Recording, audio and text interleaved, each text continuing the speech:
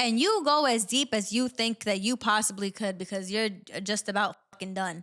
All to find out that they're ugly.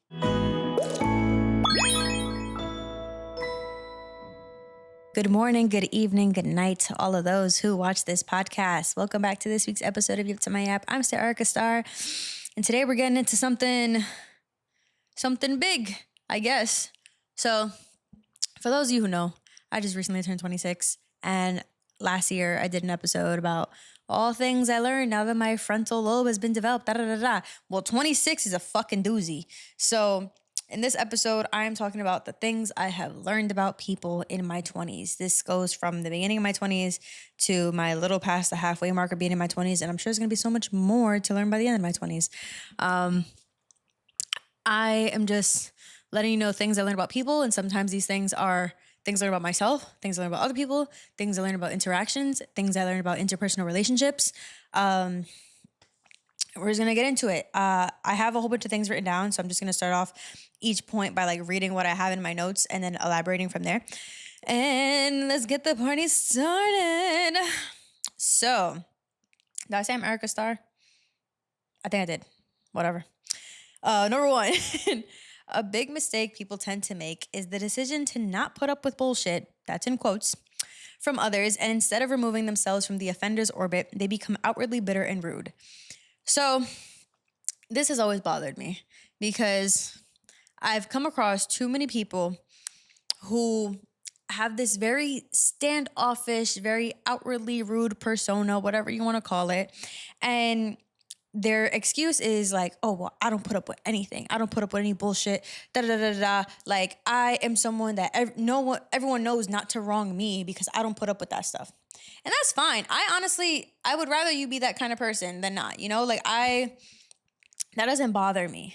But my thing is, people say that in order to be rude to other people and keep themselves in the same spaces as the people who they say they don't put up with.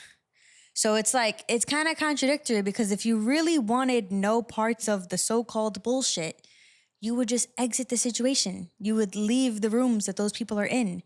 You would, even confront these people and say, I don't want to be around you anymore. I'm not a fan of people like you. And sometimes you don't even have to say that. You can just distance yourself.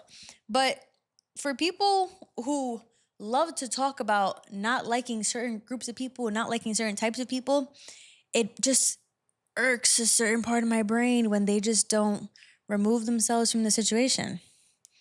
But throughout my 20s, I've learned that more people are like that than not, and it's weird. It's just weird.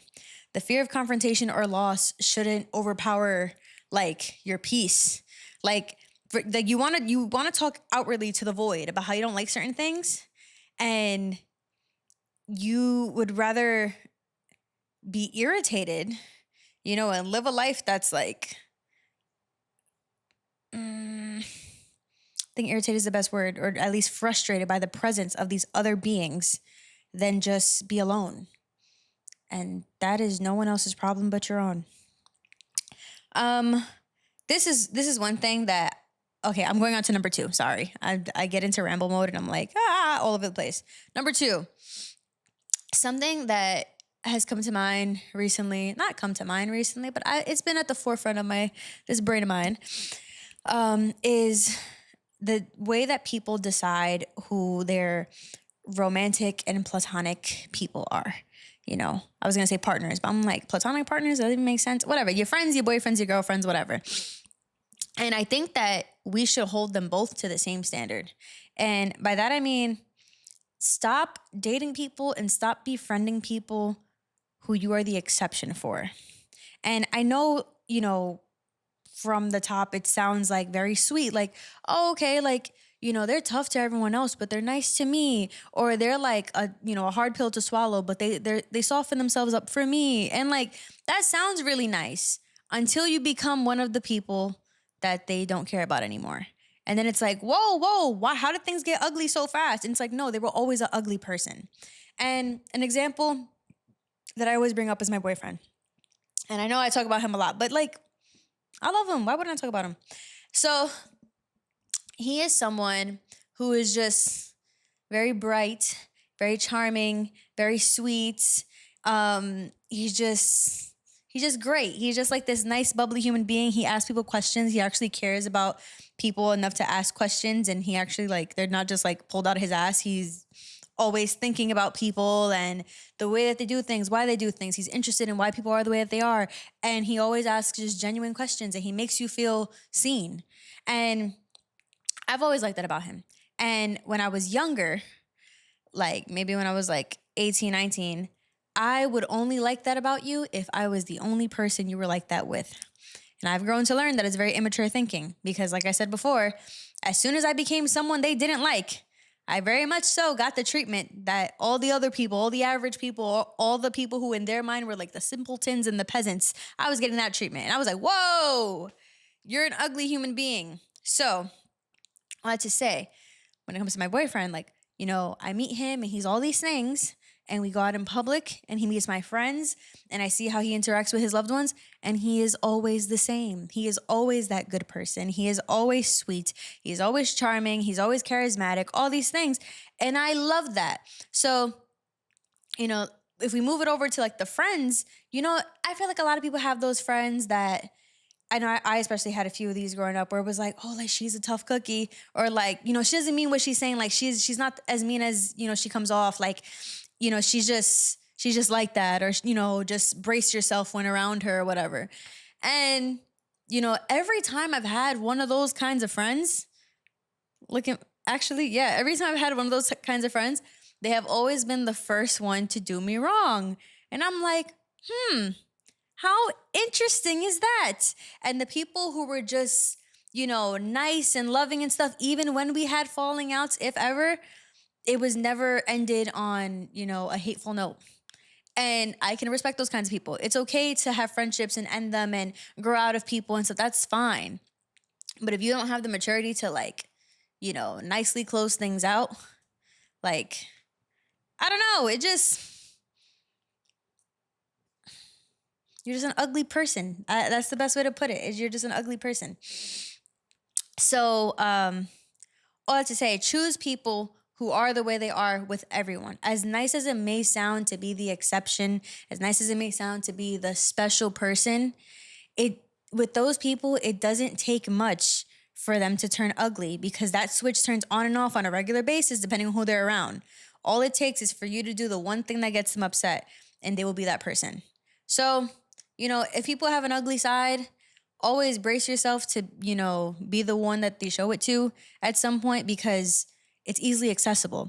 When someone is nice and someone is pure and someone is honest and someone is genuine, I feel like we all know those people who, you're friends with them and they have someone maybe who's been friends with them for a long time and they go, you know what? You fucked up when this person gets mad because this person never gets mad. Why do they never get mad? Because their worldview and their view of people and the way that they treat people, they hold everyone to the same standard. And so with their, the way that they live life and the way that their temperament is, the way that they live life and the way that their temperament is set up is in a way that, they put everyone on a very level playing ground, right? Yeah. And those are the people that you want to befriend. Those are the people that have long-term friendships with, I don't want to say minimal effort, but definitely with minimal hate. I don't think that's the word, with just minimal, oh my gosh, not interruptions. You get what I'm saying though, like things don't get messy often with those people because they're just not that kind of person. Now, people who have, short temperaments and people who have that ugly side and people who could just turn it off and on and off, they happen to have a lot of enemies because anyone who gets close to them is always possibly subject to that side of them. And everyone they've shown it to has left. So, yeah, when it comes to choosing your partners and choosing your friends, pick people who are consistent because inconsistent people create very anxious attachments with those that are even remotely close to them. And that for the person attached to them is such a gross feeling. I'm saying this from experience. I do not like inconsistent people. I do not like people who their banter with me changes when certain people are around. The way that they joke with me changes when certain people are around. Or even people who are consistently, there's a certain way that certain people can be consistently, or maybe consistently inconsistent. I don't know. The point is, like, inconsistent people altogether will always create anxious friends and anxious partners. And the easiest examples is like when you're in a young teenage relationship and, you know, they love you this day, they hate you the next, love you this day, they hate you the next. And they put you in a place where you are always walking on eggshells. And that is not fun. That's not a fun feeling. I've been the girlfriend on eggshells. I've been the friend on eggshells. No one likes eggshells. It's not even eggshells after a certain point. It's just damn near Legos. You're walking on fucking Legos around this person all the time. Those people are never fun. These inconsistent people are never fun. The people who you always have to worry about what they're thinking about you or whether they even like you were never your friends. If you ever had to worry about that, if you ever thought about it, you know, I said this eons ago, maybe like my second solo episode ever. Bad people do not ask themselves if they are bad people. So if you are questioning why someone may not like you, if you are thinking of efforts to make this person like you, if you are trying your best to figure out why this friendship is not working, one, you're not a bad person. And two, they were never your friend. They were never your friend. And people who avoid confrontation are never likely the good guy. But that's just my opinion. Next we have, you need to know people to consider them. You cannot be mad at someone for not considering you if you haven't given them any openings to know you. This one I will drill into the ground because I have always said, listen, I'm a consistent person. I'm learning because I have repeated a lot of these things on separate occasions, but I've never just put them all in one episode. I have said on several occasions, to love someone is to know someone. And to be able to consider them, you have to know them. It's like a whole, chain of love.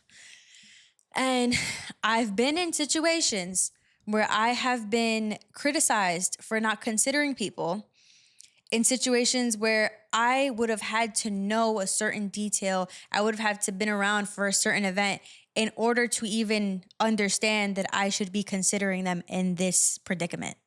And I don't think that's fair. It certainly is not fair to be judged and to be, all these things, because especially me, I am someone who very much understands that everyone is different. So I will never say to you, oh, you must blah, blah, blah, blah, blah, because, insert whatever demographic always does this. Like, I'm not going to assume this of you because all guys do this. I'm not going to assume this of you because all Puerto Ricans do this. I'm not going to assume this of you because all, I guess, I don't know, just, insert whatever the thing is. I don't assume things of anyone. Everyone is very different. So everyone is on a blank slate. I have no expectations of people and I make no assumptions of people, and it could be like for the silliest of things, but I just don't. So unless you tell me, I do not know. And, this is the part where I completely understand the guys, and I feel like I'm not even going to get super meta, but I have other episodes where I get into this. But I just feel like a guy where I'm like, I should not be expected to read your mind.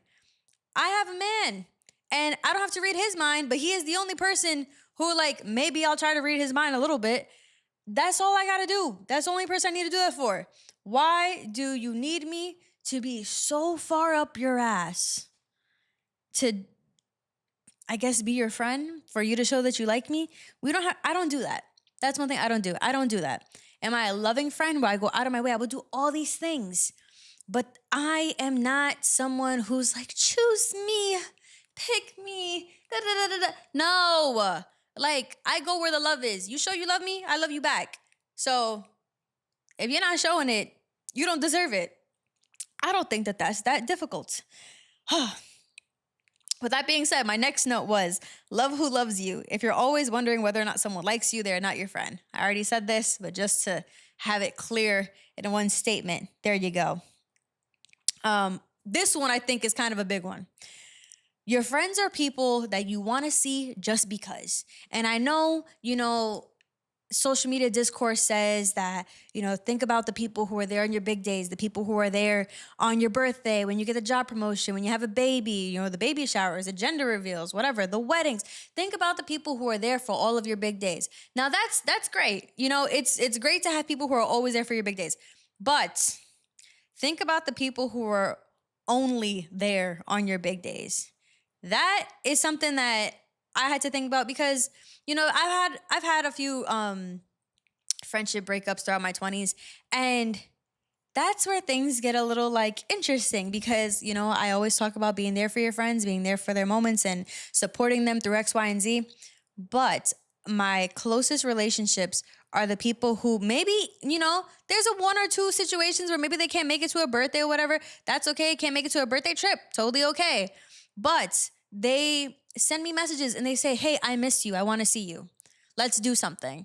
We're due for a hangout. It's been too long. I need my Erica fix. Like I get love from so many places, from so many friends, people who just care to see me, and I love that. And these people are people who just want to be around me for the sake of being around me because they like being around me because they think I'm a great friend. And I don't know, it makes you think about the people who are only there for the big days. And it's like, so you never wanted to see me outside of like very structured, rigid occasions where you never really had to directly interact with me because there were always like 20 other people in the room. Like 20 is an exaggeration, but you know what I mean. Like you start thinking about it and it's like, wait, are you only there for my big moments because you look bad if you don't come? Like, it's like, I have to because if I don't, like, that's fucked up. And it's like, I don't like that. I don't like that. That's not cool. I would much rather you just not show up for any of my big moments and not show up for any of my small ones and just phase your way out of my life. I don't know. It's not that hard for me. Like, yes, I'm big on confrontation. I'm big on communication. But if all it is you don't like the person I am, see your way out. Why were you here? Who invited you? Like, like that's how it feels. So I don't know. Like, even I've done it. I've seen my way out of certain people's lives. Not even because I'm not the biggest fan of them, but it's just like we weren't compatible. And this is another thing. It is so okay to just accept that there are people that you are not compatible with. That is so okay. Excuse me, I had a friend and the way that we met was a circumstance where like, I don't know, it was just a situation where it was very easy to get along with everyone. And I happened to hit it off with everyone. And I was super bubbly, super, high energy, all these things, whatever. That led this person to believe that I get along with everyone. That is not the case. I do not get along with everyone. And I am not my bubbly self and, however which way you may perceive me with everyone. That is just not the case. But that's what this person thought. And this person thought that with that, it meant that they could invite other people into my home. To which I was like, no, they're not invited into my home. I don't know what made you think that. And that person was not allowed inside. That's just how it works. And it made them believe that they could be invited to my big days. And I'm like, no, just because that's your friend doesn't mean it's my friend. And it doesn't mean I love you any less. I just am not compatible with this person. And when it comes to that person, there was never any hate. I just never saw me and that person ever being in a situation where a friendship could be formed. And it wasn't because I was, blocking myself off or anything, but we were in several occasions that the other friend hosted, the mutual friend hosted, where like me and this person just never caught a vibe or anything. And I was okay with that. Like, it's not my job to get along with everyone. But I don't know, people make assumptions about you based on how they met you, and they think that just goes for everyone else, and that is just not the case. So with that being said, it might be best put this way. When people get along, you do not need to form a friend group. That's it. When people get along, it is not means to creating a friend group, because as soon as friend groups are made, obligations are in the murky, swampy waters of a group chat. And when people feel obligated to do things, when they feel obligated to do things outside of the kindness of their heart, that's where things get messy. So yeah, I think that's something that needs to be said out loud. Just because people get along does not mean that we have to become this big happy family. You know, like even in actual families, I'm pretty sure that if you had to see your cousins all the time, you wouldn't like them. So, with that said, just I don't know, just let things flow, let things be natural, form your own intimate individual relationships with people and let happenings happen as they happen. Um Another thing, befriend people who are in some way a reflection of you. And once no part of them is a reflection of you, dead it. I don't think that this is difficult. I don't think that this is something that should be considered rude or disrespectful. Because on the flip side, let me just explain the situation. I had a birthday 3 years ago. There were about 13 of us there.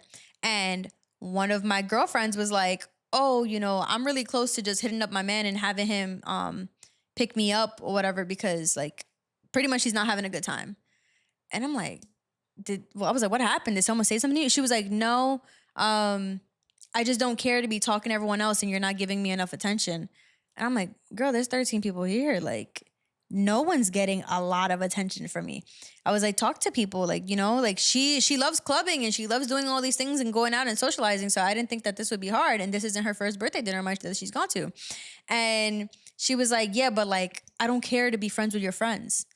And in a situation like that, you do not have to be friends with my friends. You don't have to be buddies, but in the same way that I put up a face for, the other friend, the separate situation that I mentioned, just do that and just be nice. Like, I don't think like you don't have a gun to your head. Like, what's going on? Why do you feel this way? And, she just really stood on her ground that like, I don't have any, like, I have no whatever to be close with the people that you're close to. And I was like, okay, that wasn't what I meant, but okay. But with that said, it bothered me a lot after that. And I actually ended my friendship with her because all of my friends are in some way a reflection of me. I have friends I met at work. I have friends I've known since I was 4. I have friends I met in my early 20s. I have friends who I met in like very interesting, sticky situations. Like I have friends I met on the podcast. Like the reason I remain close with the people I remain close to is because there are slivers or, huge boulders of us that work really well together. And I see myself in them and I'm proud of them and I love them and I care for them. So all I'm hearing is that the parts of me that they reflect are the parts of me that you don't like. If you can't find it in your heart at all to find some kind of connection with them. And I was like, ugh, that's not nice. So when you have friends and, you have friends for a while or whatever, and you look at them and you listen to them and you see the way that they live life and the way that they go about just doing anything, and you're like, you're not a reflection of me at all. And this isn't to say if people aren't like you that you can't be friends with them. Like opposites attract 100%. But like my best friend, okay, I'm from New York. I speak the way I speak. If you've been here long enough, you know the way that my opinions flow out of my mouth, and I'm just very rugged for certain things, and I'm more like tough, right? In comparison, and this is all like, in comparison to my best friend, because I'm not tough. I know this. And my friend, she's very like dainty, fairy-like, very just kind of like, if you look at my hands, it's just like this, very cottage core, very just sweet, high-pitched voice, just like girly, just like, like very fairy-like, I think is the best way to say it. And we're best friends. Now, the parts of us that are alike are, at least, the way that I see it, it's just like our hearts. We have very big hearts, and the way that we view our friendships, the way that we do life, like we may like,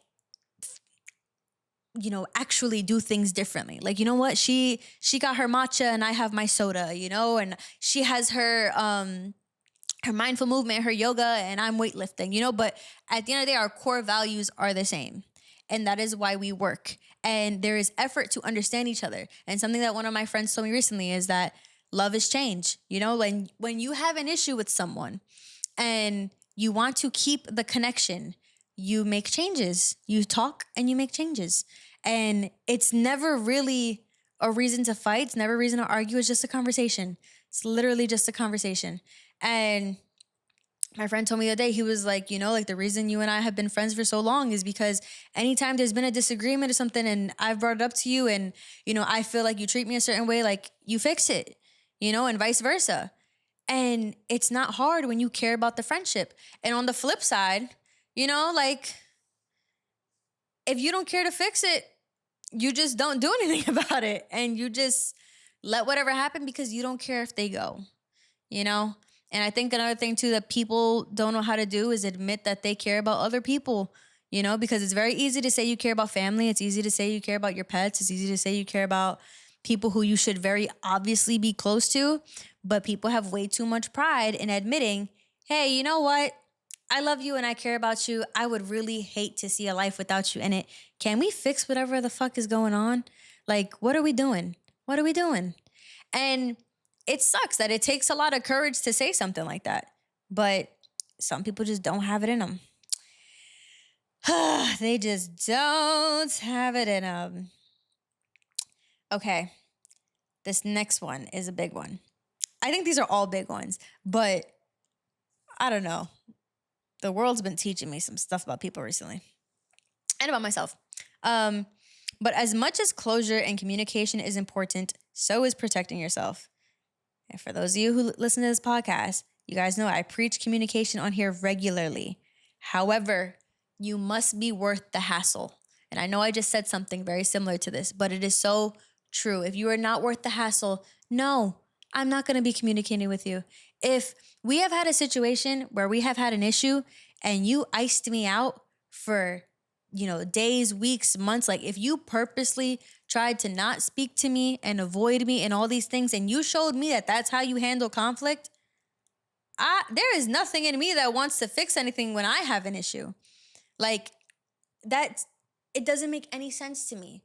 I am not putting effort in friendships, in people, in relationships. Like, oh my gosh, I'm not putting any effort into people who don't want to make things work, who don't put in the effort themselves when they have an issue. If you have an issue and you expect me to confront it, huh? How does that make sense? How does that make sense? Because by the time that I notice that there is an issue, that shit's in there. Like, you wanted it to marinate, you let it sit overnight, you let it sit in the fridge for a week. Like, no, we're already far gone.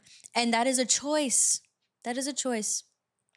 If you have already made your decision on who I am and what my intentions were, let it be that then. Because you made up this fake world and you are living in your fake world, and I want no parts of it.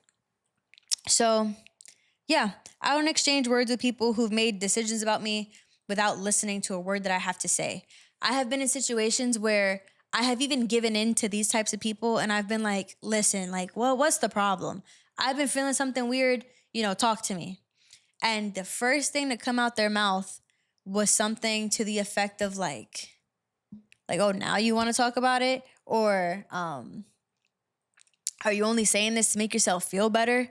And it's like, all right, I am coming at you with love and compassion about an issue that was not my responsibility to bring up, because I am only now finding out about it, and you have had this deep seated in your heart for months. So cut me some slack, because I'm picking up yours. So for you to do all that and to speak to me negatively when I am telling you things like, listen, like, I know I love you like family, like, I understand we're going to fight like family, and that's okay. Like, I'm writing you a very love-filled, solution-seeking letter. And the first thing that comes out of your mouth is something that completely invalidates everything I said. I'm like, okay, man, I don't need this. I really don't need this. Like, I don't know. I think that's a part of growing up. Because my turning 25 episode was about how few fucks you give the older you get. I just don't have any. I really don't have any. Okay. Next up on here, we have how people handle your no's tell you everything. And by knows, it's like N-O apostrophe S. Um, Anyone can love you when you're easy. Watch what happens when you set a boundary.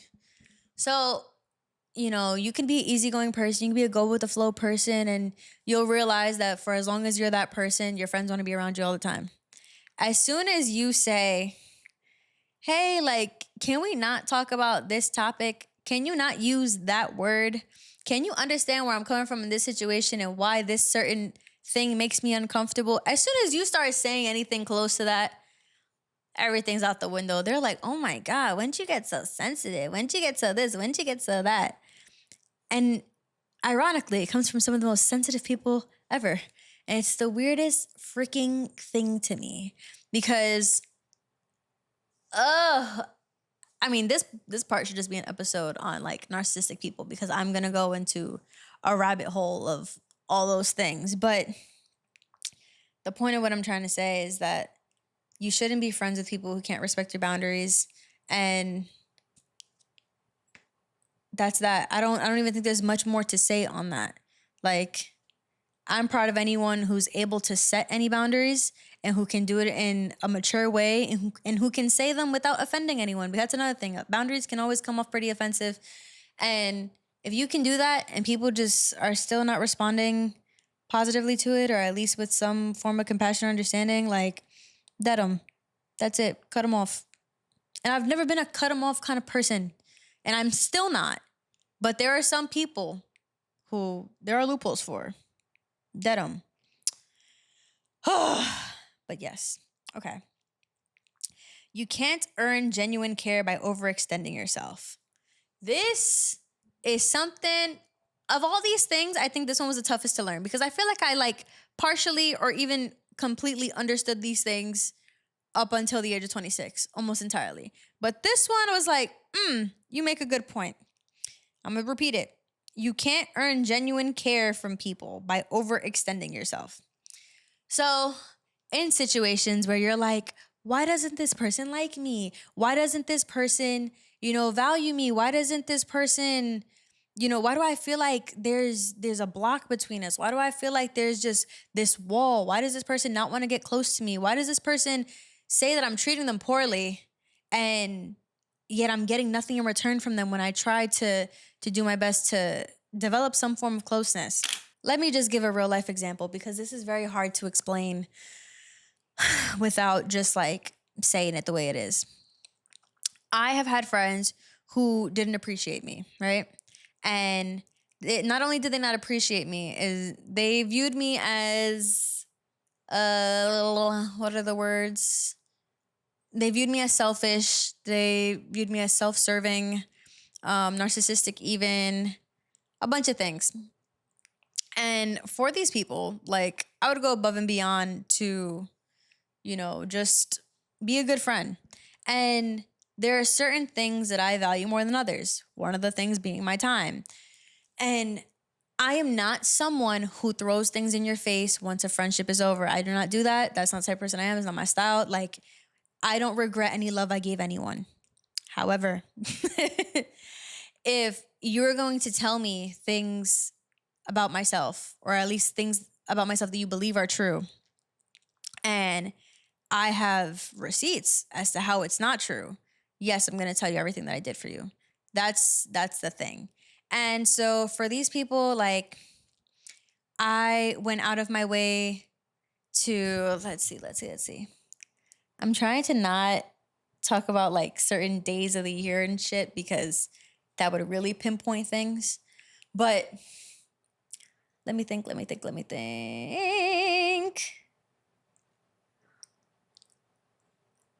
Okay.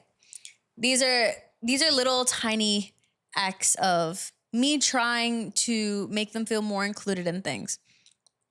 I went to a concert with a friend, and before the concert, I bought us little kiss tattoos because it was Sabrina Carpenter concert.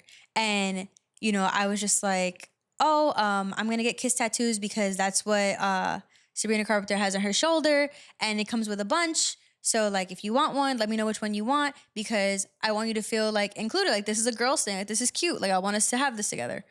Cool. I had Situation with another friend. They had a birthday outing in the morning. And that same day was a big sports event. And I was hosting the sports event. I found out about the birthday outing after I decided I was hosting the sports event. A lot of other people would say, listen, I can't go to the birthday thing, because that birthday person was also going to the sports event. They would say, I can't go to the birthday thing, but like I'll show love when I see you after. And I'm just not the type of person. What I did was I set up my home for the sports event the day before.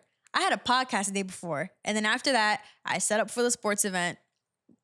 And the next morning, went out to do the birthday outing, came home. And the minute I came home, a bunch of guests arrived. Food was coming in. I was doing like major host things or whatever. I was exhausted and everyone saw it. Everyone kept checking in on me. Everyone was like, are you good? Everyone except said people. And it was just a lot. It was a lot that day, but I did it in the name of being there for my friend. Like no matter what, it's just like, I'm big on birthdays. Like, who would I be talking about birthdays the way that I do and talking about how much I value them and how important they are and all this stuff and not show up for your birthday just because I have something going on later. Like, I'd rather be tired from doing both than removing myself from one, because it's like, that is my act of love. That is me showing that I care.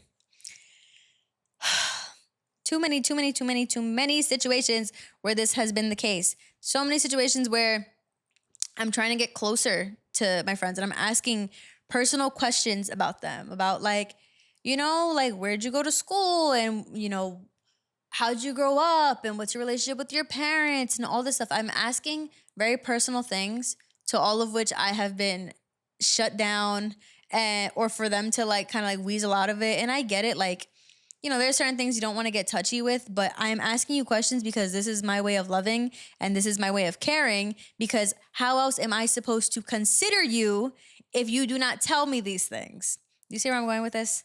Like, there are just people who expect you to worship the ground that they walk on and keep themselves closed off. My least favorite type of person when it comes to friends is the person who has all these walls up, like so many walls up. Like, they don't want to tell you anything about their personal life. They don't want to tell you anything about who they are, whatever. They get mad at you for not considering them. And it's really hard to consider them because you don't even know them.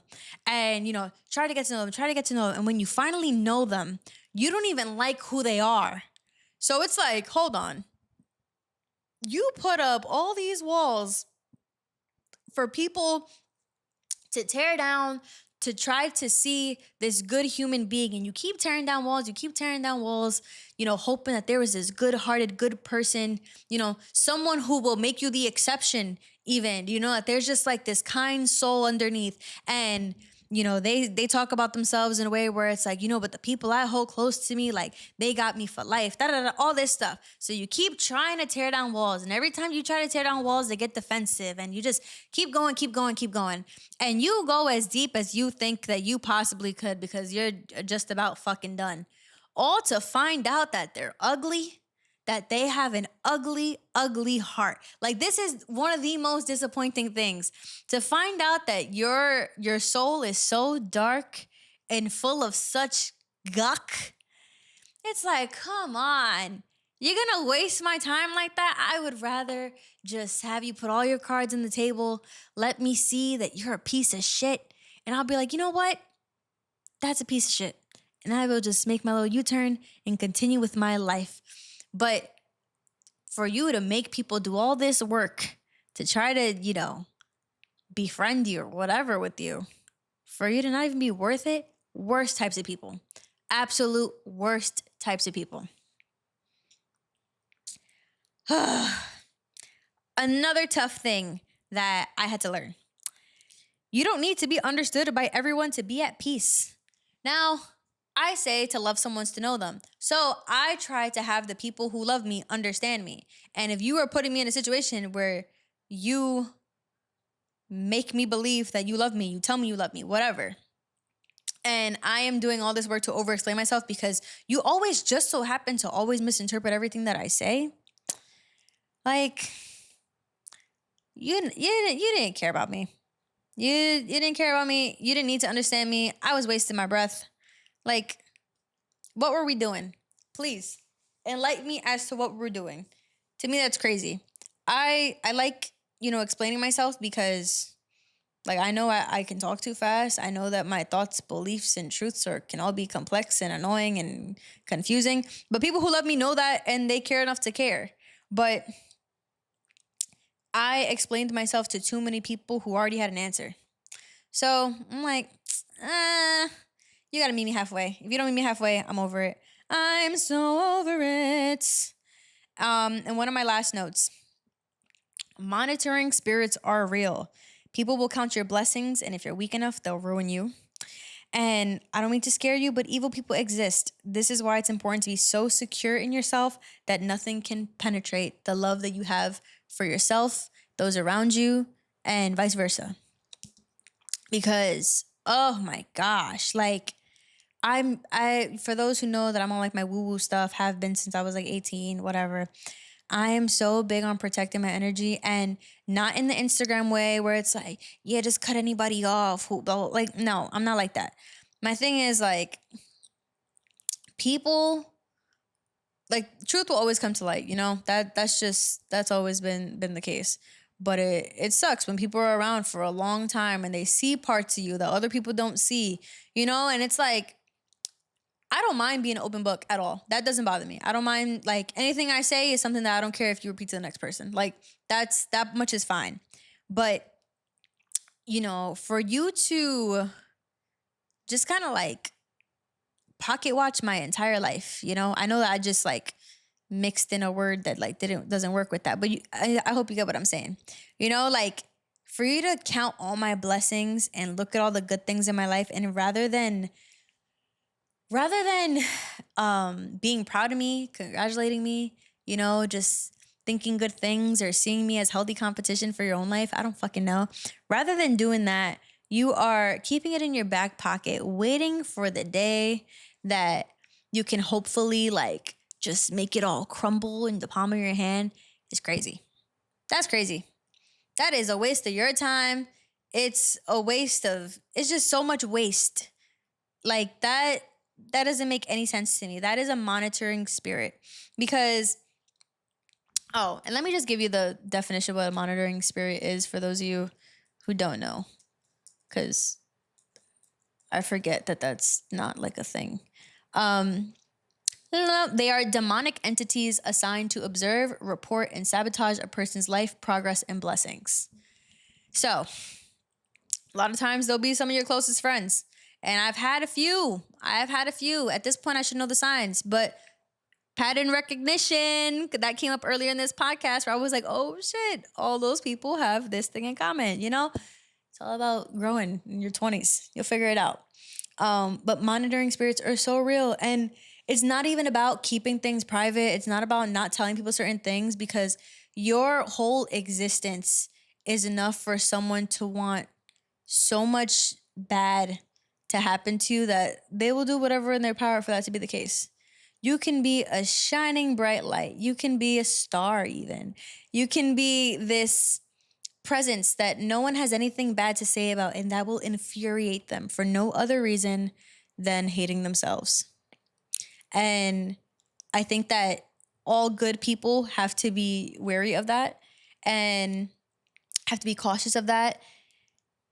And it's like, it's one of those things where like you just can't put anything past anyone. But one thing that's for sure is that the monitoring spirits all have certain things in common. And once you figure out what those are, you will be unstoppable. With that said, last but not least, your intuition is usually right. You just don't like what it's telling you. That off feeling you get when certain people speak, when certain people enter a room, when you find out certain people are going to certain things, when certain people say certain things to you, it's right. It's right. Follow that gut feeling. I follow my gut feeling for literally everything else. Like if somebody invites me out and something just feels weird, the sky looks a certain type of blue, and I'm just like, I shouldn't go out tonight, I don't go out. I follow every single gut feeling I have. And I found myself recently ignoring this one. And I was like, whoa, that's new. I don't ignore my gut feeling nearly ever. But I did, and I was like, okay, lapse of judgment. I was pretty good. I had like a solid like 7 years where I was good with keeping good people around me. There was a lapse of judgment. That's okay. That is so okay. Shit happens. Um, but you bounce back, and the universe provides. I will say that much. The universe does its job. Karma does its thing. That's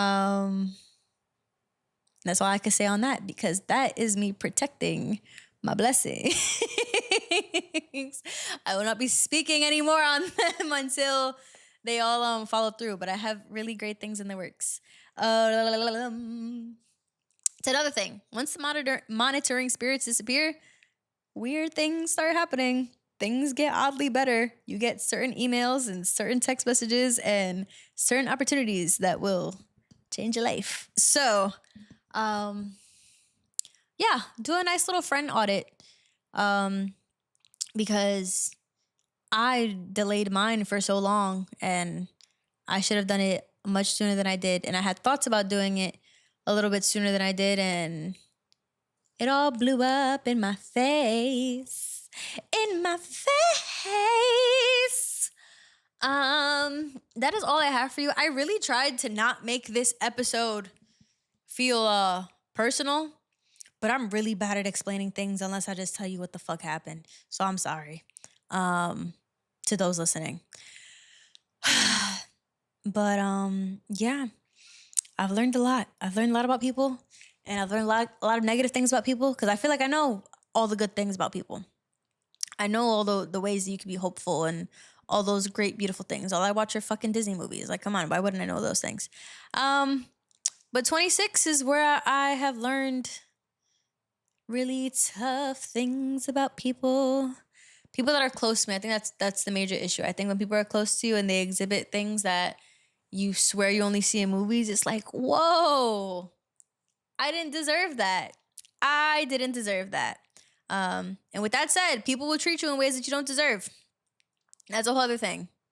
There, you can be as well-intentioned as you possibly want. If someone has already made up their mind about you, and if someone already has an image in their head about the type of person that you are and the way that you will go about things, and they consider you predictable because they just make up all the things that you would have done in the ways that you would have thought.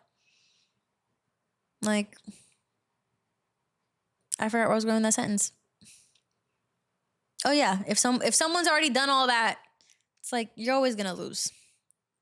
Like, at least, I mean, in the sense of being a good person who befriended them or whatever. Like, you're gonna lose in the sense, like, you will waste your time. But it's okay. It is all about living and learning, live, laugh, loving in the process, finding out how to weed out the people who aren't worth your time and energy, and just extending your heart to the right people. And it's going to take a bunch of trial and error. I am on my, I think, 5th error. That's what I call them. I call them errors. But I think 5 is enough for now. I'm not due for another error for give me 10 years, because I've had enough. I have had enough. Hopefully you related to something. Maybe you learned something. Maybe something hit that you were like, damn, she got a point. But I think that is all I have for you guys today. Thank you for listening. Thank you for watching. Please like, comment, subscribe, and leave 5 stars if your platform allows for you to do so.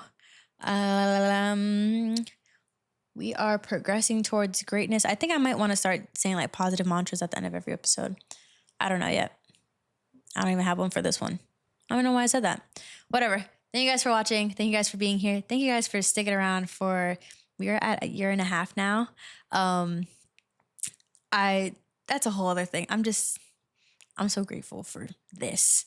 And yeah, I love you guys, and I will see you next week. Bye.